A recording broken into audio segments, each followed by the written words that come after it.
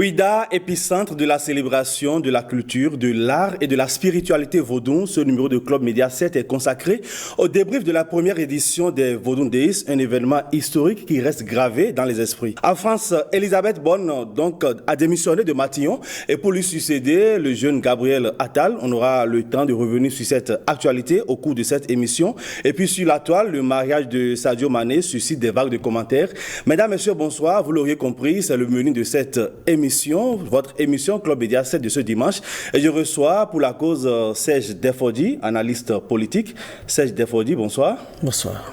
Avec nous également en plateau, on devrait avoir Stanislas Amoa, directeur de l'information et des programmes à PIS FM. Il va certainement nous rejoindre en cours d'émission. Acte 1 de cette émission, la revue de presse hebdomadaire, une présentation de Marcela Rossi.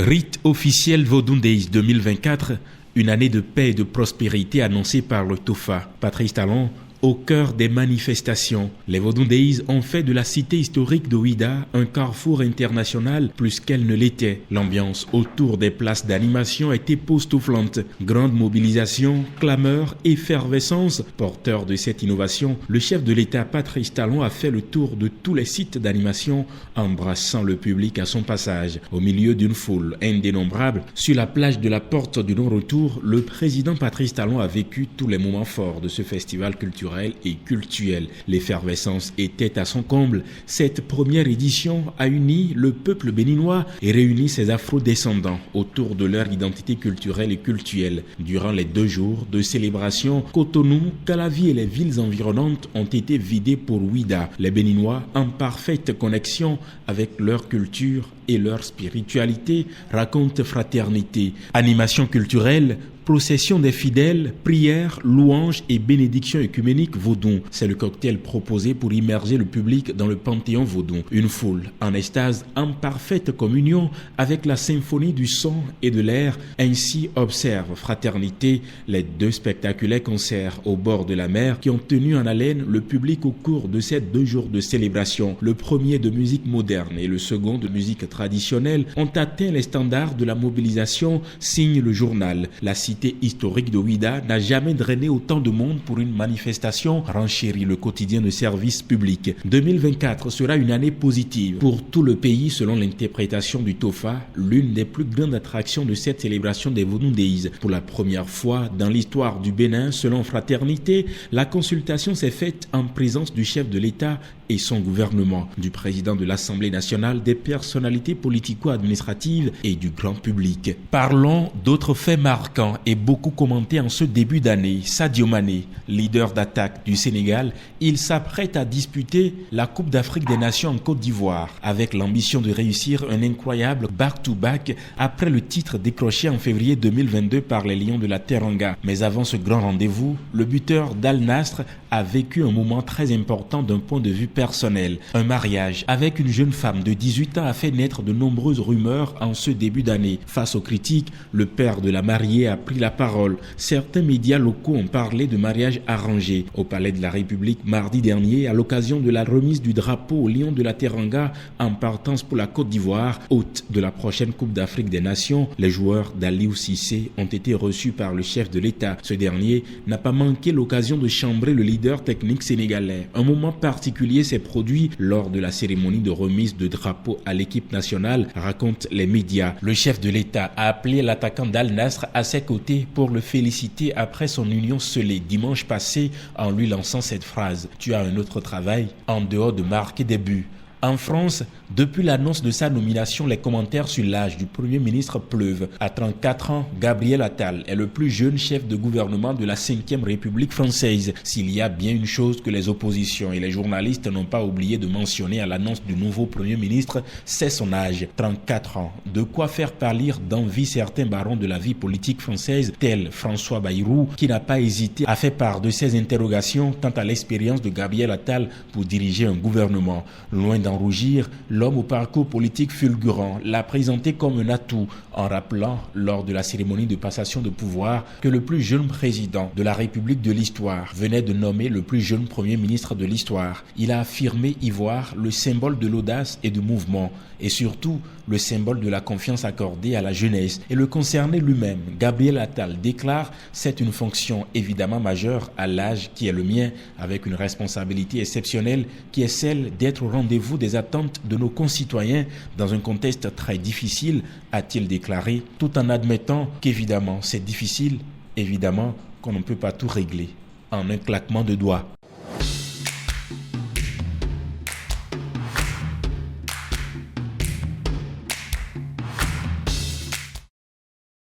Merci à vous, cher Marcel Larossi, pour ce panorama des journaux parus au cours de la semaine, la deuxième rubrique de l'émission, 7 jours au Bénin.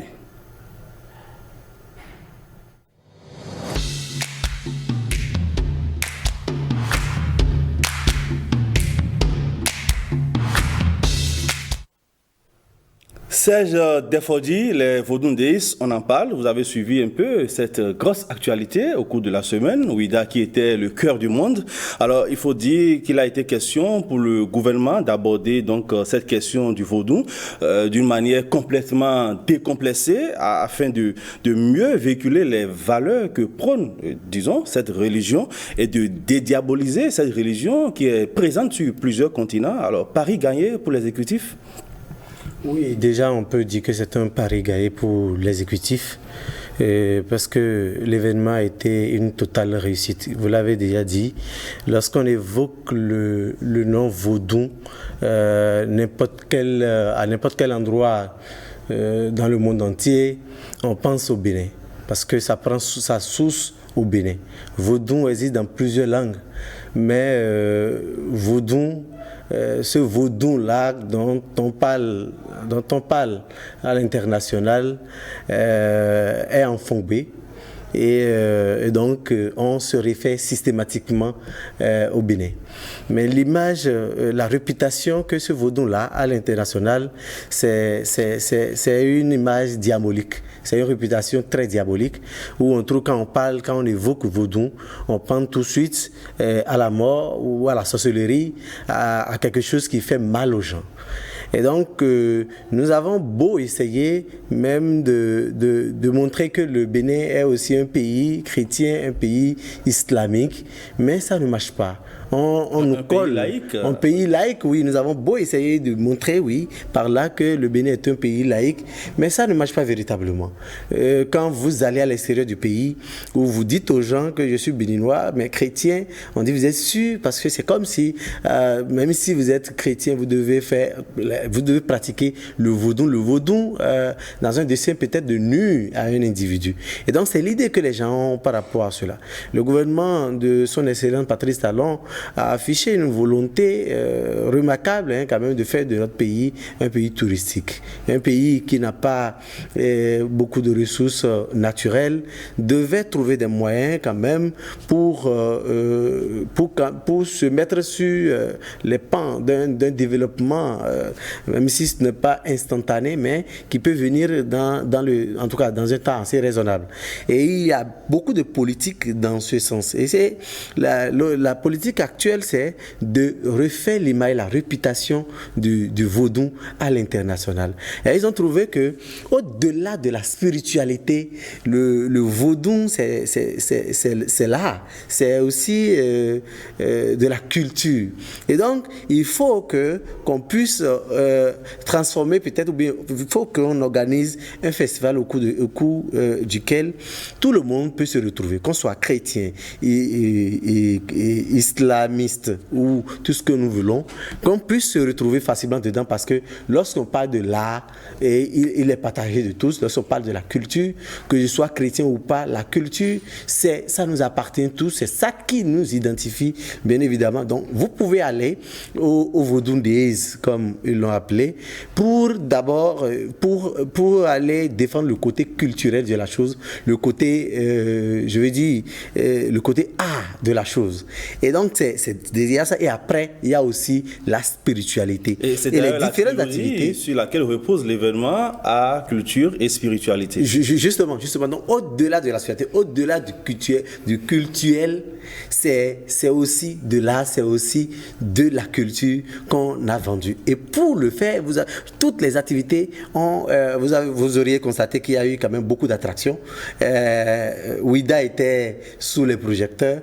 Je peux dire que le monde entier a parlé de ces jours-là, et les différentes activités qui ont été organisées ont montré réellement que le vaudou, quand on l'évoque, ce n'est pas quelque chose qui fait mal. Alors, comme vous l'évoquez si bien, le 10 janvier a été relooké, rénové, réformé et étendu à plusieurs jours de célébration. On a d'abord eu les side events avant le 9 et 10 janvier. Avec l'implication personnelle du chef de l'État, il était donc temps de restaurer le narratif, le vrai narratif autour du vaudou. Justement, le vrai narratif, c'est ça. Parce que ce que j'ai essayé d'expliquer en disant qu'il y a de l'art, il y a de la culture et aussi de la spiritualité, il faut maintenant, à travers les différentes activités, montrer qu'en réalité, voici ce qui se passe. Ça, par exemple, c'est de l'art. Ça, par exemple, c'est de la culture. Et voici aussi la spiritualité. Le président Patrice Talon a cru véritablement à sa politique, à son idée, et il ne voudrait même pas rester loin de tout ce qui se passe. Il voulait quand même avoir un œil vigilant sur tout ce qui se passe. C'est normal. Ils ont commencé déjà par l'exposition, et dans l'exposition il n'y avait rien de cultuel, de spirituel, c'est-à-dire c'est de l'art, et on invite les gens à aller dans l'univers de l'art du vaudou, et c'était important. Si tu peux être chrétien, aller visiter ces trésors, ça ne fera pas de toi un païen, ça ne fera pas de toi un diabolique. Et c'est déjà un coup gagné. Ensuite, on a vu la culture ou la diversité de rythmes que nous avons, que les différents vaudous ont. Et ces rythmes aujourd'hui, on les joue aussi dans les églises. Et c'est ce que le président Patrice Talon a vu, parce qu'on a invité des personnes où ça a suscité beaucoup de polémiques. Si je prends par exemple notre compatriote... On va y revenir. Il faut dire que c'est un rendez-vous international qui a mis le Bénin, comme vous le dites si bien, sous les feux de la rampe. Et le plat de résistance de ce festival, si on peut se permettre de le dire, a été la grande cérémonie vaudou, avec la particularité de la consultation du Tofa en présence d'une foule de curieux et de touristes venus de divers horizons. Oui, justement. Non, mais quand je parlais tout à l'heure d'un artiste, des artistes invités qui ont créé de la polémique, je voudrais même d'abord parler de notre compatriote Djababa. Oui, bon, ok, allez-y. Djababa, qui est céleste de base, un chrétien connu de tous, mais invité à cette occasion pour donner vie à la culture. Ça, il s'agit de la culture. Donc, c'est déjà la diversité. La diversité est partie déjà de chez nous, où ce n'est plus, quand on parle de vaudou, c'est-à-dire vaudou days, ce n'est plus la chose exclusivement des adeptes, de ceux qui sont dans cette pratique. On parle désormais de fidèles vaudou. On parle aujourd'hui de fidèles vaudou. Oui. Et puis, voilà, ça réunit presque tout le monde. Si ce n'est pas l'idée derrière, je ne pense pas que quelqu'un comme Djababa, qui a clairement une religion connue de tous, je ne pense pas que quelqu'un comme lui ait accepté d'aller jouer sur un événement du genre. Alors, la grande cérémonie vaudou et la consultation du Tofa? Oui, la grande cérémonie vaudou et la consultation du Tofa, ce qui a marqué d'abord cette célébration, mais cette cérémonie, c'est la présence du chef de l'État.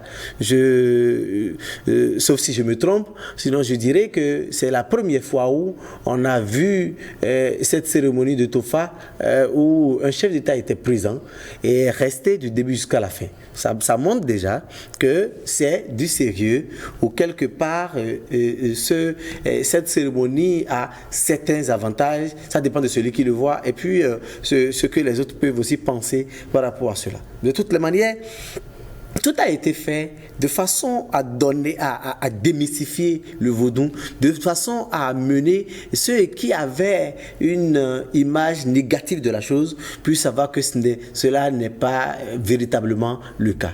Alors, votre appréciation sur les différents vaudous qui ont défilé à l'occasion de cette grande cérémonie? Il y a le vaudou Sakpata, le vaudou Humver, par exemple, le vaudou Dan, le vaudou Mami. Oui, est-ce que j'ai une appréciation particulière? Parce que je ne suis pas... On a vu les différents tableaux exécutés, les chants et danses. De ce qu'on a vu, on peut dire que ça a été une véritable fête pour les adeptes de tous ces vaudous-là que vous venez d'énumérer. Et voilà, c'est le théâtre d'un événement qui a retenu le souffle. Et les gens ont adoré, les touristes ont tellement apprécié. Alors, on va s'intéresser maintenant à l'aspect brassage, métissage culturel. C'est un événement qui s'est ouvert au reste du monde. On a eu la participation des artistes internationaux.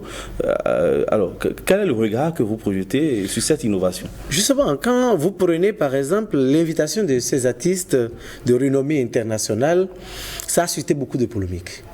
Et ma foi, je peux le dire, ces différentes polémiques ont donné même une grande visibilité à l'activité en question. Mais il faut y analyser aussi un peu ces polémiques et amener ces personnes-là, surtout des élites qui en font partie, et leur expliquer que l'idée derrière le Vaudou Days, ce n'est pas d'offrir un cadre aux Béninois de se retrouver entre eux autour de Vaudou. Ça, ils le faisaient toujours. Tous les 10 janvier de chaque année, tous les Béninois se retrouvent autour de leur Vaudou, selon leur clan, leur club, et puis ça se fête. Mais la particularité de cette année, c'est que nous voulons refaire la réputation du Vaudou. Notre Vaudou est très célèbre, a une autorité qui ne souffre pas du tout d'ambiguïté. Maintenant, quelle est la réputation que ça a à l'international? La réputation, c'est qu'on prend le côté négatif de la chose, on trouve que c'est quelque chose de diabolique. On veut faire l'image de ce vaudou-là à l'international. Et nous voyons des élites qui disent que pour faire l'image de ce vaudou à l'international, il faut inviter le célèbre et talentueux artiste, le génie Bézé, par exemple, Bézé Bézé-Gazoukou, pour le faire. Bézé est un célèbre artiste connu de tous et il va faire le job, il va égayer les gens. Mais est-ce que Bézé pourra faire l'image? Est-ce que Bézé pourra refaire la réputation du vaudou à l'international? C'est pour ça qu'il importe d'inviter aussi les gens d'autres pays, d'autres régions, pour que nous partagions cet événement-là, pour montrer aux gens. Il fallait donc donner ce caractère d'extranéité à cet événement, afin de mieux impacter le monde. C'est important. Pourquoi même les Béninois, à travers l'invitation de ces différentes personnes dont je parle, j'avais parlé aussi de Jean Baba, qui est Béninois, mais qui n'adore pas le vaudou, par exemple. On a invité ces personnes exprès pour montrer aux gens qu'il y a un côté culturel de la chose. On peut ne pas, aujourd'hui, dans les églises, on joue le Ogbon. Pas pour vénérer le dieu le Cuvitor, mais pour toujours quand même adorer notre Dieu en tous. Et donc c'est déjà l'idée. Inviter les artistes, ça a été une polémique. On dit, quand on parle de vaudou, qu'est-ce que Yemi Alade s'y connaît? Qu'est-ce que Koffi Olomide viendrait chercher là? Et ça parle beaucoup, mais on oublie l'idée derrière. Et l'idée, on aurait pu inviter, oubliant aussi qu'on ne peut pas inviter absolument tout le monde. De toutes les manières, je l'ai dit à l'entame,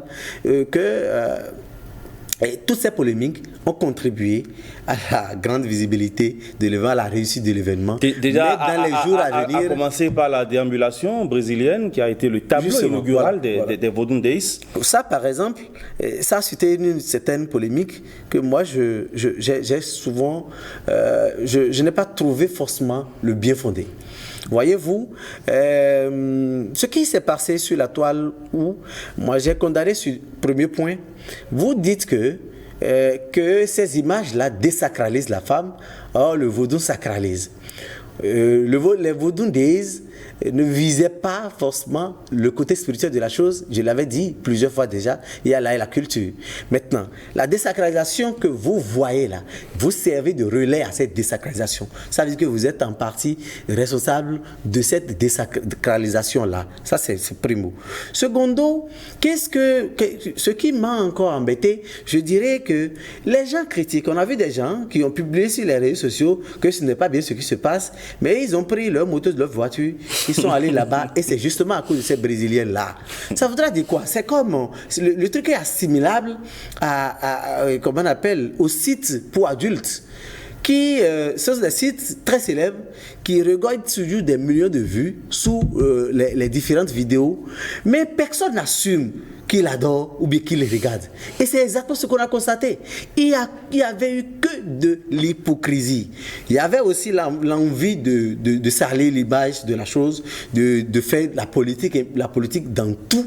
Il y a pas de retenue, il n'y a pas de raison gardée. On veut faire la polémique autour de tout. Sinon, nous sommes habitués depuis notre enfance à voir le Tolegba, le Legba avec sa virilité remarquable. Nous avons l'habitude de voir, par exemple, les adeptes de ces vaudons-là, qui, lorsque le vaudou vient sur les têtes, je vais le dire littéralement comme ça, les fidèles sont en transe. Les fidèles sont en transe. Alors, qu'est-ce qu'on remarque parfois? C'est qu'ils exposent une certaine partie sensible de leur corps. Et nous avons l'habitude de les voir. Et ces images-là circulent. Mais aujourd'hui, parce qu'on a vu des Brésiliennes qui ont déambulé, on trouve que non, c'est de la désacralisation. Mais de toutes les manières, ces différentes polémiques, j'en viens toujours, ont contribué à donner une grande visibilité à la chose. Mais je voudrais que désormais qu'on puisse savoir raison garder. On ne pouvait pas quand même organiser ces choses-là dans l'intention de faire la réputation du vaudou à l'international et rester seulement entre nous. Les Haïtiens étaient là, les Brésiliens étaient là, et les années à venir, on va espérer avoir peut-être les Américains, les Français. Et ils étaient là aussi. Ils étaient là, bien évidemment. Peut-être qu'ils seraient dans le lot des artistes à inviter. Alors. Peut-être qu'ils n'ont pas su se démarquer, ils n'ont pas su faire des activités pour attirer l'attention des peuples béninois comme les Brésiliens l'ont fait. Mais c'est l'hypocrisie, c'est ceux qui ont critiqué. Du côté, vu sous l'angle du marketing culturel, ça a été également une attraction afin de mieux attirer le public. Justement, on a toujours organisé, ça fait déjà une vingtaine d'années que une journée a été consacrée au vaudou dans notre pays. Mais jamais on a connu cette attraction que les vaudou ont enregistré. Et c'est clair, les statistiques sont là. Si les gens peuvent faire les enquêtes, ils vont voir que ça a attiré beaucoup de personnes. Les gens sont quittés un peu partout, les pays d'abord environnants et même très loin, juste pour venir constater ce qui se fait au Bénin, et ils vont certainement rapporter de très bonnes informations là-dessus. Ceux qui avaient toujours une idée arrêtée sur le vaudou, où on nous stigmatisait systématiquement, on dit que vous êtes béninois, on trouve ceux-là seront faussement méchants. Ils vont leur montrer que non, le vaudou ce n'est pas que de la spiritualité. C'est la déconstruction du discours autour du vaudou. Il y a eu également une soirée consacrée à la musique traditionnelle, la musique d'inspiration vaudou, avec les têtes d'affiche, les frères Guédengue, les frères Toti, Nobeka et le célébrissime Danielou Sagbo. Oui, justement, ça veut dire que les gens ont su faire la part des choses. Il y a eu un concert réservé à toutes les diversités, mais un autre concert réservé exclusivement à ceux qui parlent presque même vaudou. Ça, c'est assez stratégique. Et curieusement, j'ai constaté quelque chose qui m'a un peu attristé. Peut-être que c'est moi qui l'ai vu comme ça.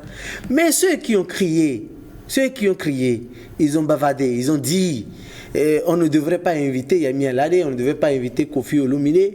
Ceux-là n'ont pas effectué le déplacement le lendemain.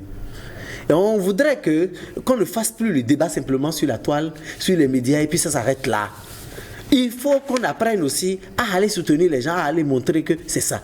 Ça voudra dire quoi? Ça voudra dire que nous faisons tout le temps dans l'hypocrisie. Moi, j'aurais aimé voir que le deuxième jour, ou bien le concert consacré aux religions endogènes, ou bien aux artistes modernes d'inspiration traditionnelle, typiquement traditionnels là, ça doit en réalité attirer beaucoup plus de foule. Mais ce n'est pas ce que nous avons constaté. Ça veut dire que là encore, ils font dans l'hypocrisie. maîtriser. Mais si on veut venir sur cette catégorisation, on peut féliciter le gouvernement là-dessus pour montrer que oui, il faut que tout le monde y trouve son compte, c'est très important. Si c'est que moi j'adore suivre les rugby national, je crois qu'on doit m'offrir l'occasion de le suivre aussi. Et c'est ce qui a été fait.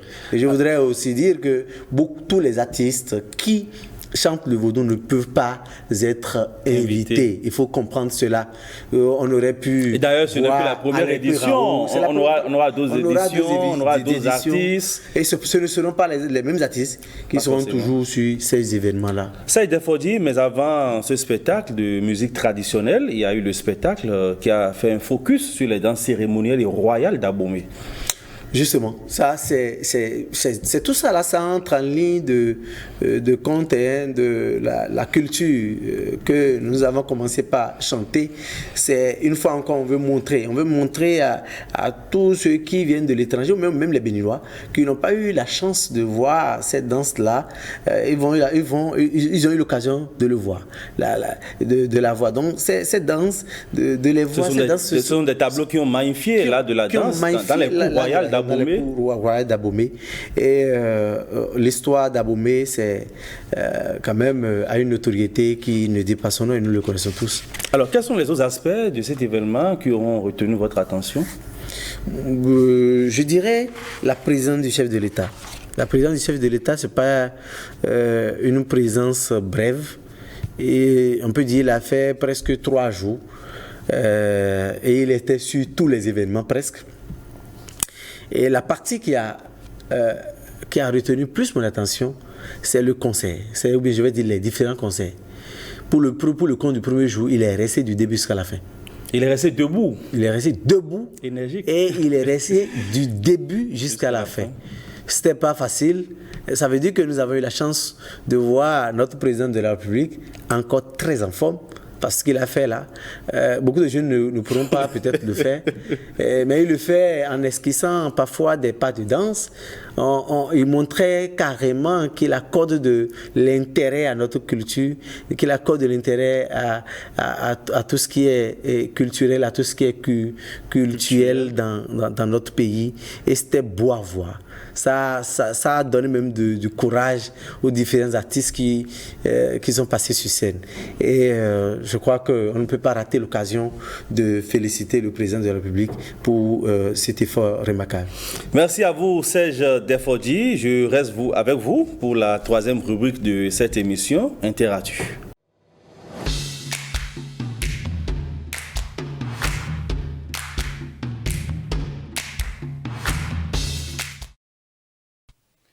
Et là, nous sommes en France, à Matillon. Elisabeth Bonne s'en va, Gabriel Attal s'installe. Alors, 20 mois à la primature de la République française pour Elisabeth Bonne. Elle a réussi à faire passer l'âge de la retraite à 64 ans et a fait passer également la loi sur l'immigration. Alors, elle a été certainement victime de la fracture au sein de la majorité, de la fatigue liée à la fonction peut-être, pour prendre cette décision.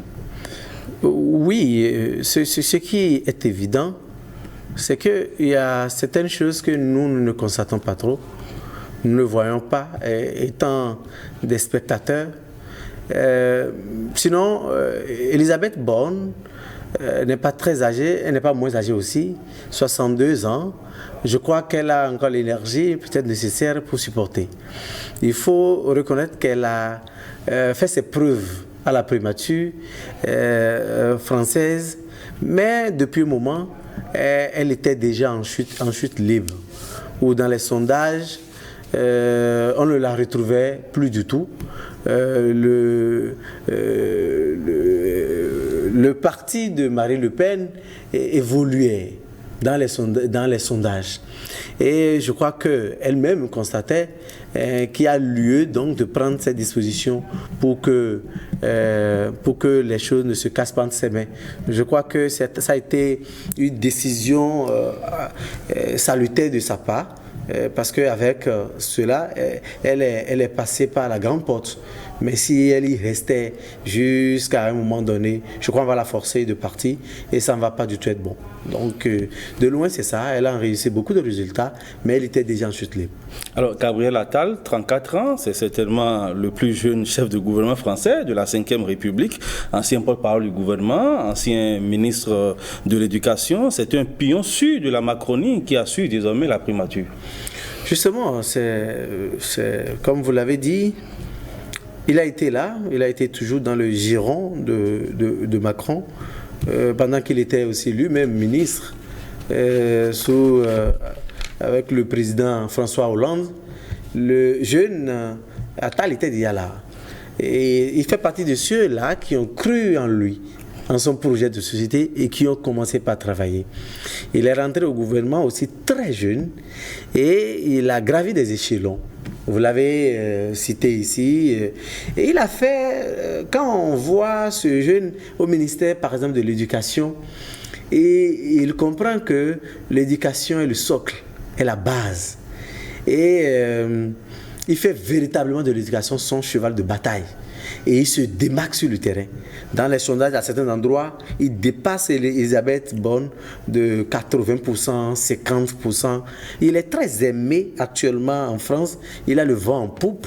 Et il est un jeune très brillant aussi.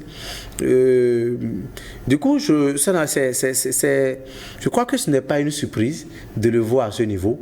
Et d'ailleurs, on peut se permettre de dire qu'il est le candidat idéal pour Macron de revenir un peu dans la tendance et de mieux préparer après lui. Wait and see, Gabriel Attal, l'homme de main d'Emmanuel Macron, il a déjà composé son gouvernement. Quels sont les défis qui s'imposent à lui, à votre avis? Le défi, c'est de faire plus que Elisabeth Borne. Elisabeth Borne, vous avez cité quand même certains projets phares. Et donc, celui-là est venu aussi avec beaucoup d'autres défis. Défis liés, par exemple, à l'éducation, défis liés, par exemple, dans un contexte où nous sommes dans un monde complètement presque cassé, où il doit faire face aussi un peu à tout ça. Les conflits à l'international aussi. Je veux dire, c'est de ça, je parle en parlant d'un monde assez cassé. Défis, par exemple, des crises dans les pays d'Afrique qui ne digèrent plus forcément la France. C'est un jeune quand même assez visionnaire, qui partage beaucoup les mêmes points de vue que Macron. Il a l'énergie qu'il faut, il a... Comme je le dis souvent, il a réuni le statut et la statue à la fois pour jouer correctement le rôle et on va lui souhaiter quand même bonne chance. Alors qu'est-ce qui va changer fondamentalement sur la scène politique française avec l'arrivée de Gabriel Attal à la primature à Matignon? Beaucoup de choses. Déjà, une fois encore, on voit un jeune de cet âge à la primature. C'est sensationnel. À l'instar même de la France, dans les autres pays d'Afrique, il y a une sorte de révolution de jeunes qui travaillent à s'affirmer pour arracher le pouvoir, pour faire leur exercice. Et donc, aujourd'hui, ils constituent l'espoir de ces jeunes-là. Et ces jeunes vont certainement l'accompagner. C'est l'avantage même que sa nomination revers pour le président Macron, c'est que les jeunes qui l'aimaient vont revoir leur position ou bien leur appréciation vis-à-vis de la gouvernance Macron. Et donc, ça va faciliter un certain nombre de choses, ça va faciliter les différentes politiques qu'il va quand même porter depuis la primature. Et ce sera quand même pour le grand bonheur quand on le voit. J'ai dit que quelqu'un qui a un parcours. C'est un jeune, très jeune d'ailleurs, mais il a un parcours. Et quand vous les voyez, lorsqu'il faisait la campagne avec Macron lui aussi jeune, et ces jeunes aussi moins jeunes que lui, défendaient leurs idées. On sent que c'est des jeunes qui savent ce dont ils parlent. Et c'est ça qui explique tout ce qu'ils sont en train de faire jusque-là. Alors, son orientation sexuelle, à peine voilée, affichée et assumée, peut-elle constituer un obstacle ou être un frein à son épanouissement politique ? Si cela pouvait être un frein pour son épanouissement politique. Dites-moi, il n'aura pas le vent en poupe actuellement. J'ose croire que ceux qui le portent en triomphe, ceux qui le portent, ceux qui l'apprécient, les Français qui l'apprécient, ne sont pas tous de la même orientation sexuelle que lui. Ça veut dire que quelque part, ils voient le statut de la personne avant de revenir à sa statut. Permettez-moi de l'exprimer de cette manière pour dire que, en principe, c'est parce que les gens donnent un peu plus de prime à son côté compétence potentielle qu'ils l'apprécient, pas forcément pour ce côté. Or, en France, la France, je crois que c'est le pays qui fait beaucoup plus la promotion de cette orientation, des orientations sexuelles. Et cela je pense que ça ne peut pas causer un problème. Si ça causait un problème, il ne va même pas se retrouver dans les sondages. Donc s'il est dans les sondages, c'est parce que les Français l'aiment. Et si les Français l'aiment, ce n'est pas uniquement les gens de la même orientation sexuelle que lui qui l'aiment. Et si ça devrait même être le cas, ça veut dire que c'est depuis le ministère qui serait combattu, où il n'aura pas le temps forcément de montrer tout ce qu'il a comme compétence. Alors, il y a Stanislas Amoa, que j'annonçais donc en début d'émission, directeur de l'information et des programmes à PIS FM, qui a fini par nous rejoindre. Nous sommes déjà au niveau de la rubrique Interactu. Stanislas Amoa, bonsoir. Bonsoir Lénaïque, bonsoir Serge Defrodi, que je retrouve avec grand plaisir. Bonsoir vos téléspectateurs. Vous serez fortement amendé. Oui, ça je le sais. Alors, parce qu'il est journaliste. Alors, nous évoquions donc à l'instant la nomination de Gabriel Attal à la primature de la République française. Appréciation? Oui, je dirais déjà que c'est un jeune qui est né sous une bonne étoile. Ça, c'est déjà ce que je constate parce que Gabriel Attal, très tôt déjà, même à partir de 7, 25, 26 ans, il a commencé déjà par entrer dans les sérails des grandes décisions en France. Il a été déjà ministre précédemment quand il avait déjà 31, 32 ans. Donc, et même avant, porte-parole. Justement, porte-parole du gouvernement, ce qui n'est pas Jean bien. Castex. Voilà. Moi, je suis en train de voir plutôt Gabriel Attal dans le prolongement d'Emmanuel Macron. Je me dis que peut-être qu'il est un possible ou probable dauphin d'Emmanuel Macron parce que déjà dans la jeunesse de l'âge, dans ce qu'il dégage, il ressemble un peu à Emmanuel Macron dans sa façon de faire. Je peux me tromper, mais c'est l'analyse que je fais. Et je me dis que Gabriel Attal fait Premier ministre à seulement 34 ans. Il est déjà entré dans l'histoire de la République française déjà par rapport à ça, dans l'histoire politique. Et c'est vrai qu'au-delà de ce qui est dit sur son côté privé, moi, cela ne me regarde pas. Ça fait partie de ses choix de vie si cela s'avérait. Mais je pense qu'au plan politique, il a quelque chose que Emmanuel Macron aime. C'est aussi vrai que tous les précédents postes qu'il a eu à occuper, il a eu de très brefs passages. Donc, on peut se demander s'il sera Premier ministre pour longtemps. Mais toujours est-il que Emmanuel Macron l'aime. À l'analyse, on se rend compte que oui, Macron aime travailler avec lui. Macron aime lui confier de grandes responsabilités. Et donc, forcément, ils ont un lien fort. Et peut-être que, au-delà même du mandat de Macron, peut-être que des choses lui seront confiées. Alors, qu'est-ce qui a pu motiver, selon vous, le départ d'Elisabeth Borne? Il faut être dans les secrets de la politique française, mais on peut quand même voir que à un moment donné, si vous avez une première ministre ou premier ministre femme qui décide de partir ou qui après échange avec le président, certainement je présume, a décidé de déposer le tablier, c'est que sur le mode de gouvernance, il y a eu des accords. Parce que le poste de Premier ministre est occupé par quelqu'un en qui vous avez hautement confiance. Et Naïk, vous ne pouvez pas être chef d'État et mettre pour Premier ministre, le premier venu, ce n'est pas possible. Il y a forcément un homme de confiance. Il faut un homme de confiance et de très haute confiance.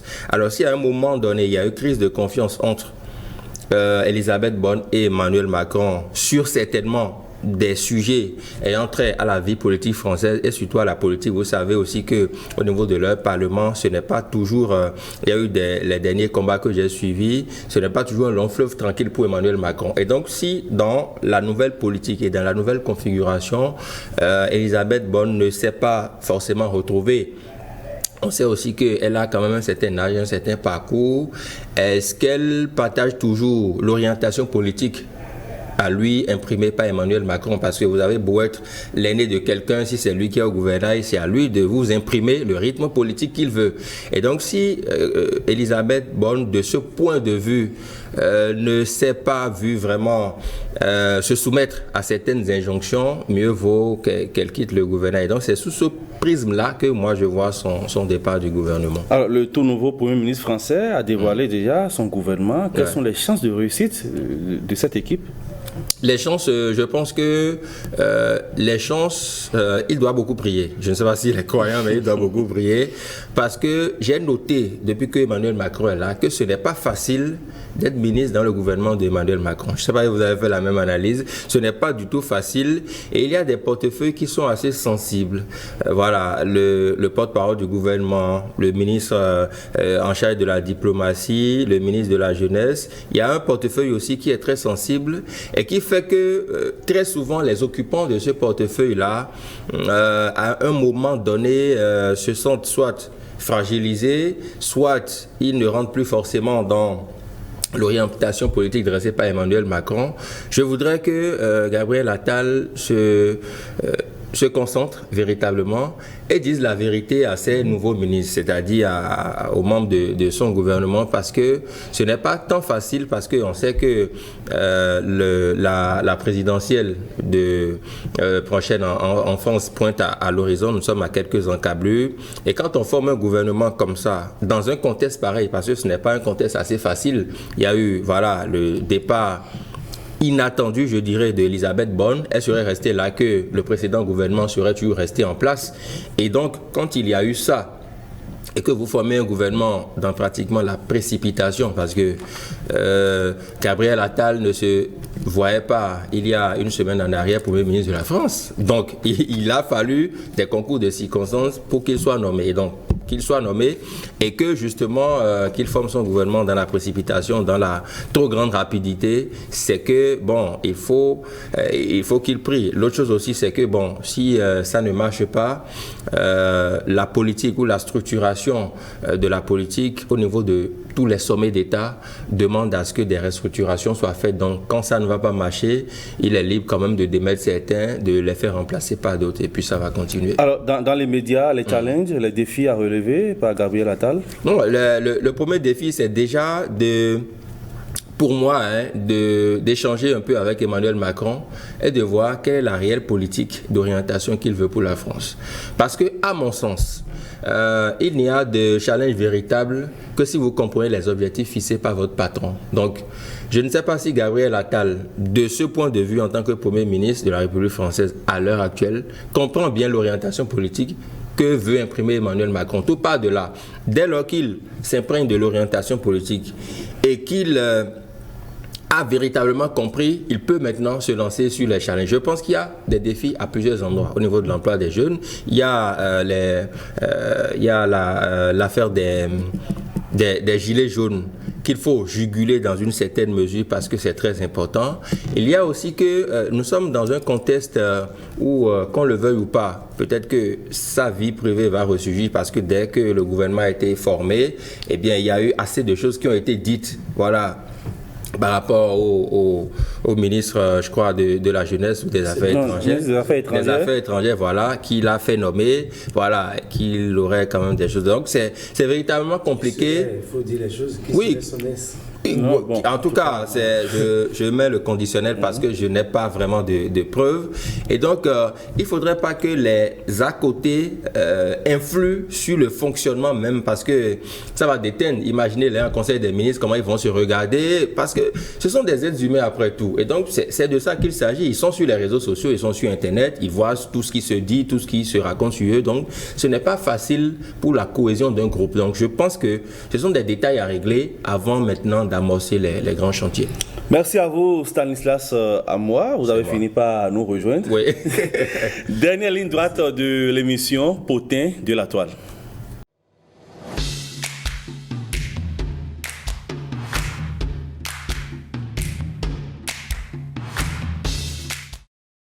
Et je reviens à vous, cher Stanislas Amoa. L'international sénégalais Sadio Mané a convolé en juste noces avec sa dulcinée Aïcha Tamba. Sadio Mané a 34 ans, la jeune dame a 18 ans. Elle est candidate au baccalauréat. C'est la fille de l'architecte du footballeur. Alors pourquoi ce mariage suscite tant de polémiques, tant de commentaires sur la toile? Bon, déjà, moi, je ne sais pas pourquoi ça suscite tant de polémiques, parce que c'est quand même quelque chose de normal. Mariage entre deux personnes adultes, je pense que ça devrait se passer de tout commentaire. Elle a 18 ans actuellement, ce qui veut dire que la relation est née avant qu'elle ait 18 ans. Oui, est-ce que il a été écrit quelque part qu'elle est mineure? La réponse est non. Donc, c'est une personne adulte. Même si la relation est née il y a 5 ans, oui, bien évidemment. Toute relation a son début de naissance quelque part. Donc, ça peut avoir connu le jour quand la jeune dame avait 14 ou 15 ans. Là n'est pas le problème. Sadio Mané ne s'est pas marié avec une mineure. Elle était mineure à l'époque. Non, mais même si elle était mineure, le mineur ou la personne mineure a aussi son consentement à donner. Et il ne s'est pas marié avec une personne mineure. Il s'est marié avec une personne adulte. Je ne sais pas, le pays dans lequel ils se sont mariés, est-ce que la constitution du pays traite pour mineurs des personnes âgées de 18 ans? Si tel est le cas, on peut faire le débat. Si tel n'est pas le cas, la jeune dame, elle est adulte. Elle est certes, en classe de terminale, mais bon, on a vu des jeunes filles en situation d'apprentissage aller en mariage et puis ça n'a ému personne. Je pense plutôt que le fait que Sadio Mané soit une star du football a fait amplifier les choses. Ça, je suis d'accord, parce que Sadio Mané, ce n'est pas n'importe qui.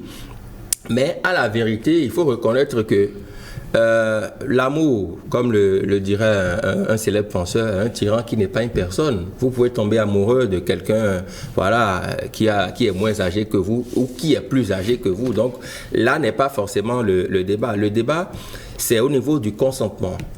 Il me semble bien que dans le cas d'espèce, la jeune dame a donné son consentement, sa famille a accepté et le mariage a été célébré. Donc ce n'est pas quelque chose qu'ils ont fait au coin de la rue ou Donc je pense que le fait que Sadio soit une star du football, ça a fait jaser. Et puis l'âge de la dame, elle peut avoir 31 ou 32 ans et la fille 18. C'est l'amour. Et quand on est amoureux, on ne réfléchit pas, on n'a pas le temps de raisonner comme je le lis sur les réseaux sociaux. Et donc, il y a eu consentement. Les deux familles aussi se sont accordées, il y a eu mariage. Donc, et puis, si Sadio a attendu que la fille boucle ses 18 ans, c'est parce que lui-même savait qu'elle était mineure, que le mariage ne pouvait pas se célébrer avec une mineure. Donc, je pense que le débat n'a pas lieu d'être, à mon avis. Saïd Defodji, je vous vois sourire. Justement, moi-même, le sujet, pour moi, je me dis, mais deux personnes majeures devant la loi se sont dites oui, et puis ça fait polémique. Moi, je n'ai pas constaté, je ne vois pas la polémique autour. On peut comprendre que... Alors, que répondez-vous à ceux-là sur la toile qui estiment qu'il s'agit d'un mariage arrangé? On peut comprendre qu'il s'agit quand même de Sadio Mané, qui a une réputation internationale. L'homme qui joue actuellement avec Cristiano Ronaldo. Et son mariage ne peut jamais passer inaperçu. C'est normal. Mais lorsqu'on fait le débat sur l'âge des deux, c'est un vain débat. C'est un vain débat parce que lorsqu'on remonte dans l'ancien temps, à la naissance de la fille, on vient demander déjà sa main. Le problème ne se pose pas là. C'est vrai que, peut-être, selon le droit positif béninois, le mineur n'a pas de consentement. Même s'il y a des exceptions aussi près, où on peut parler de mineurs émancipés et tout. Mais ce qu'il faut retenir, c'est que le mineur n'a pas de consentement. Mais ça aussi, on ne peut pas prendre cela et en faire son débat. Parce qu'on ne sait pas quand est-ce qu'ils se sont vus pour en arriver là. Même si c'est à 12 ans. Et il a eu des bonnes intentions vis-à-vis d'une jeune fille. Et il n'est pas allé au-delà de la bonne intention. Parce que les rumeurs aussi disent que cette fille est encore vierge, si on peut le dire de façon directe comme ça. Donc, ça veut dire quoi? Je vois une jeune fille qui me plaît aujourd'hui, tu me plais, et je l'ai aidé à évoluer. Et après, j'ai attendu qu'il ait 18 ans et je viens lui demander, veux-tu être ma femme? Elle dit oui. On va me condamner encore pour ça. Le débat est encore vain. Maintenant, voici encore une autre polémique où on parle de mariage arrangé au mariage. Est-ce que lorsqu'on voit sur le visage de cette jeune dame, la jeune fille, est-ce qu'on voit la tristesse? Est-ce qu'elle ressemble à une femme qui est dans qui n'est pas consentante? Mais quand même, il s'agit de Sadio Mané. Et donc, je ne pense pas qu'on ait forcé aussi la mère à Sadio à prendre la jeune dame en mariage. Quand on le voit faire des jeux de yeux à cette fille, tout heureux, on sent que c'est un consentement entre deux personnes majeures devant la loi. Et la politique n'a en réalité pas sa raison d'être. Ce que moi j'ai vu plutôt, c'est la frustration de toutes ces jeunes filles qui veulent être à la place de Sadio Mané. Et non, il faut certaines influenceuses qui pensaient qu'à cause de leur notoriété ou parce qu'elles ont l'habitude d'exhiber leur corps sur les réseaux, alors là, ça pouvait attirer l'attention de Sadio Mané. Sadio Mané est quelqu'un qui se débat toujours par sa croyance. C'est quelqu'un qui est très ancré dans sa religion. Et par sa vision du monde aussi. De par sa vision du monde. Donc c'est quelqu'un qui voit peut-être qui ne se voit pas forcément. Ça, c'est lui. Si tu aimes les filles entre griffes, déjà déviagées, tant mieux. Va t'en chercher une et va faire ta vie avec celle-là. Mais si lui dit, je veux une fille, ça fait partie de mes critères de choix. Et il a trouvé, peut-être que dans ses critères de choix, il dit, je veux une fille fraîche. Et il a attendu que la fille, elle ait 18 ans, pour aller faire les choses correctement bien. Sinon, il a la possibilité peut-être d'avoir cette fille-là sans faire le mariage. Ce mariage qui intervient à quelques jours de la CAN. Oui, vous savez, je pense que Sadio, il a choisi le timing parce que oui, ça intervient à quelques jours de la CAN. C'est pour le buzz Non, je ne pense pas. En tout cas, je ne connais pas personnellement Sadio Mané, mais pour le voir de loin, pour l'observer, j'ai aimé votre expression tout à l'heure, sa vision du monde. Franchement, Sadio a une vision complètement du monde, complètement aux antipodes de ce que les gens peuvent s'imaginer. C'est quelqu'un de très effacé, de très humble, très sobre, voilà, qui n'est pas dans le tintamarre et tout ce qui va. Le bling voilà, il n'y est pas. Et je me souviens que puisque j'ai suivi l'actualité un peu de leur départ, de la remise du drapeau, de leur départ du palais jusqu'en Côte d'Ivoire, son président, Macky Sall, l'a chahuté en remettant le drapeau. Il a d'abord félicité Sadio Mané, il dit Sadio, viens ici, désormais tu as du boulot. Donc voilà. Et il était presque, surpris de ce que son chef d'État fasse allusion à ça. Donc c'est quelqu'un qui, franchement, n'aime pas le bling-bling. Le fait à quelques encablures de la CAN, ça veut tout dire. Pour moi, ça veut dire que, parce que vous savez, Sadio, il est déjà une star. La fille le sait, ce n'est pas qu'elle ne le sait pas. Alors, son retour de la CAN, du trophée qu'il pourrait gagner ou non, dépendra du nouveau statut qu'il va acquérir. Alors, peut-être pour faire taire toutes les polémiques, il se dit, autant me marier d'abord, on sait que c'est déjà mon épouse, donc si je reviens de la CAN, on pourra faire le reste. Donc, il a choisi son timing, ils se sont accordés là-dessus. On sait qu'il a quitté l'Arabie Saoudite il y a quelques semaines, donc il est venu rapidement pour faire les formalités. Et comme il est une star, parce que selon ce que j'ai lu un peu, il a voulu que le mariage soit discret. Mais comment voulez-vous que les choses soient discrètes plutôt à l'aide des réseaux sociaux, surtout quand vous êtes une star de football. Donc ça a fuité, les gens ont commenté. Mais pour les quelques photos que moi j'ai vues, j'ai pas vu d'exhibition, j'ai pas vu de fanfaronnade, j'ai pas vu de champagne, c'était du Sadio Mané, vraiment. Vraiment, c'était du Sadio Mané. Et on comprend aussi que la jeune dame a épousé son idée. Au-delà d'épouser Sadio Mané, elle a épousé son idée. Il n'y a pas eu du clinquant. Donc, je pense, laissons-les faire leur vie. Ils sont tous des adultes. Et puis, bon, voilà, ils ont fait leur choix. Merci à vous, chers débatteurs. Je le rappelle, j'ai reçu Serge Defodi, analyste politique. Merci. C'est moi qui vous remercie.